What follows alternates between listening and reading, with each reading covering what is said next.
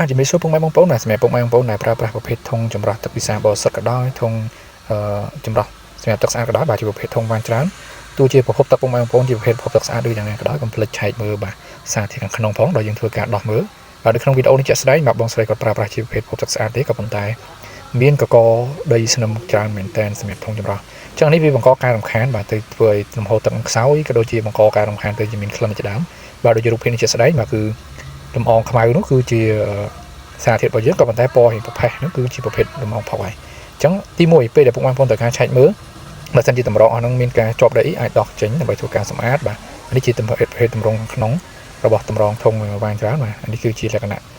ឆ្នៃដែលប្រភេទសេរីមុនបាទគេប្រើប្រាស់ប៉ុន្តែប្រើប្រាស់បានដូចគ្នាបាទដូចនេះអញ្ចឹងគឺគាត់មានការកែច្នៃដោយសារវាលហែកទៅពោះស្បែកជាដើមតែអ្នកអាចប្រើប្រាស់បានតែយើងអាចកែសម្រួលបានទៅបញ្ហានេះ